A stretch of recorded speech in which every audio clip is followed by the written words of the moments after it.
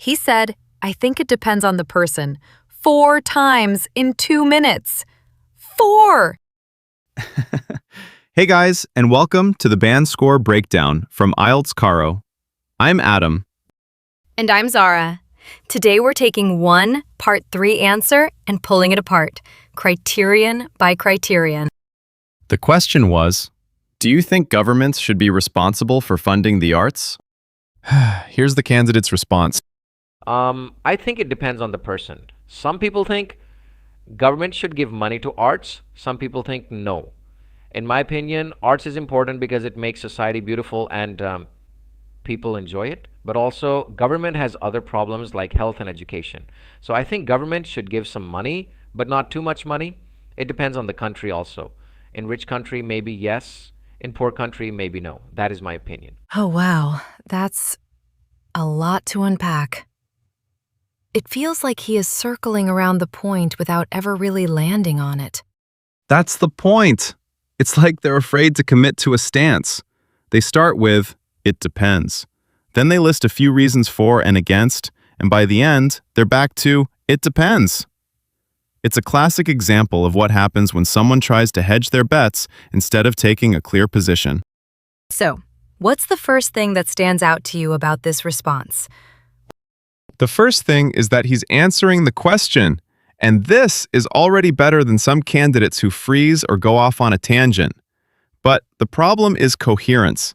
He's not building an argument, just listing ideas. Let's break it down by the IELTS criteria, starting with fluency and coherence. I'd give this a 6.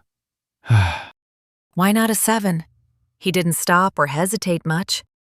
Well, fluency isn't just about avoiding silence. At Band 7, the descriptors call for speech at length without noticeable effort and a range of connectives and discourse markers used with some flexibility. This candidate is using very basic connectives like but also, so, and also. He's gluing clauses together, but not managing the argument. So, what would a Band 7 answer sound like? A Band 7 candidate might say something like, I'd say yes, with a caveat. Arts funding is easy to cut and hard to restore. So once a government withdraws it, that ecosystem tends not to come back. That said, in a country where hospitals are underfunded, I'd struggle to defend an opera house. It's concise, structured, and uses more advanced discourse markers. That makes sense. It's not just about having ideas, it's about how you present them. What about lexical resource? Lexical resource is another 6. The candidate used words like beautiful and important, which are fine, but they're not precise. He said, not too much money, instead of using terms like funding, subsidy, or public spending.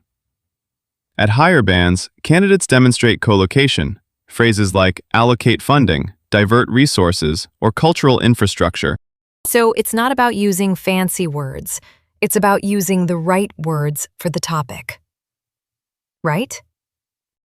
You got it. A Band 8 candidate isn't showing off. They just own the language of the subject. This candidate just doesn't have that level of precision. Got it. Let's move on to grammar. What's your verdict? Grammar is another 6. There are a few errors like in rich country instead of in a rich country, and arts is important instead of arts are important. These are small mistakes, but they add up. More importantly, the range is limited. Every sentence is simple or joined with and or but. There's no use of conditionals, relative clauses, or passive constructions. Oh, so the issue isn't just the errors, it's the lack of variety? Exactly. They're playing it safe, sticking to simple structures, and that limits their score. At Band 7 and above, you need to show a range of grammatical structures. All right, last criterion. Pronunciation. Pronunciation is actually a 7.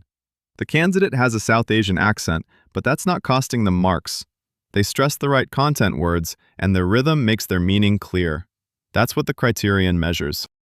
So people who spend money on accent reduction might be focusing on the wrong thing? Absolutely. They're solving a problem they don't have, while their grammar range sits at 6. Pronunciation is about clarity, not accent. All right, final numbers?